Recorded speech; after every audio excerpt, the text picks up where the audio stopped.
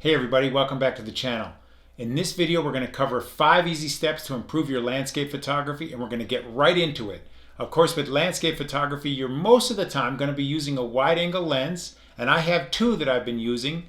I have a 17-40, that's a Canon lens, and I use an adapter to put it onto my Sony full frame cameras. Then I also have a Tamron 15-30, which gives excellent landscape photos. And that also goes onto the adapter and then onto my Sony full frame camera. So let's get right into these 5 easy steps to improve your landscape photography. Step number 1 is to search for and find an interesting foreground. What is an interesting foreground, you might ask? Well, it can be anything. It can be a group of rocks.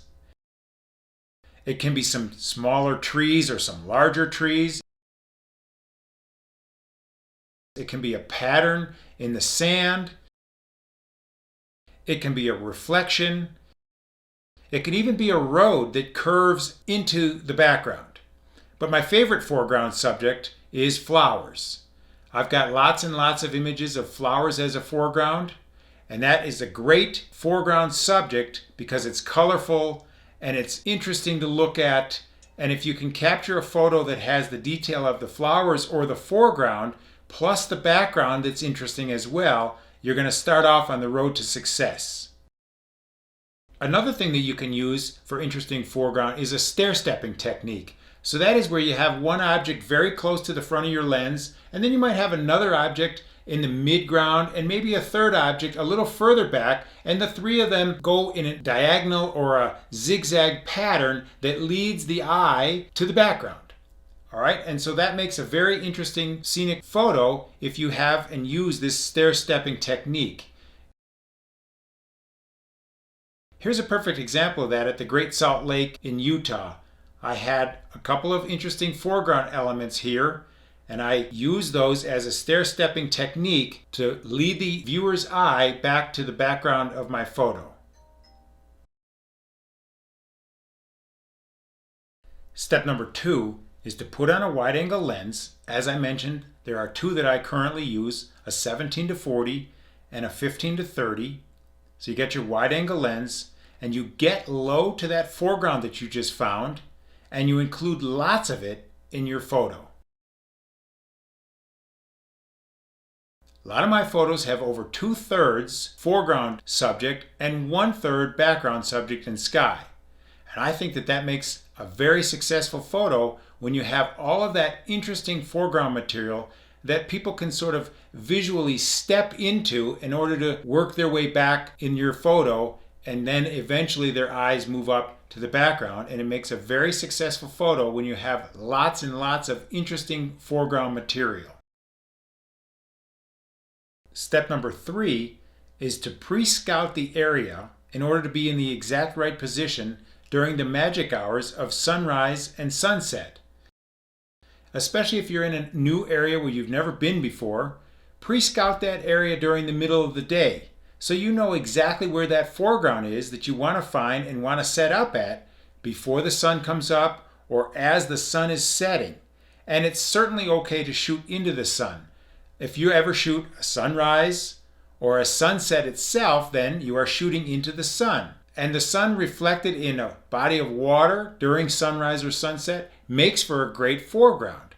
Also, if you do starbursts and shoot into the sun, that makes for a great foreground as well. Step number 4 is to use a tripod and a small aperture for maximum depth of field.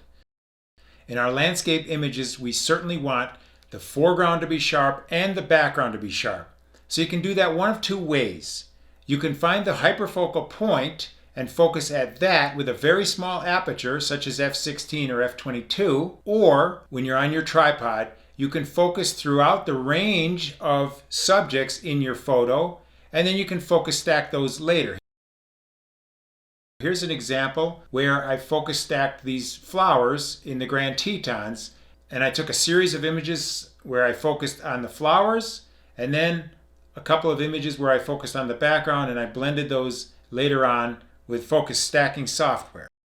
Either way though, you want to use a tripod and you want to maximize your depth of field so that everything in your frame becomes sharp. Step number 5 is simply my go-to camera settings to use for landscape photography. I almost always manually focus, especially when I'm using my wide-angle lenses. I have the VC or the VR off on those lenses because I'm on a tripod and nothing's moving in my landscape images, so I don't need the VC or the OSS on a Sony camera. I use typically a small aperture, such as at least f8, and I also go down as far as f11, f16, or even f22, although f22, because of diffraction, is not usually the sharpest aperture on a lens.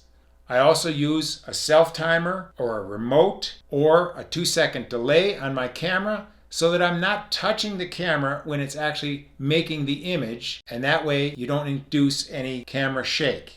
I will also double check my depth of field using my depth of field preview button that stops down the lens to the chosen aperture so you can look through there and see what will be sharp in the resulting picture. Also, of course, with today's digital, we can take the image and then review it afterwards and adjust our focus accordingly.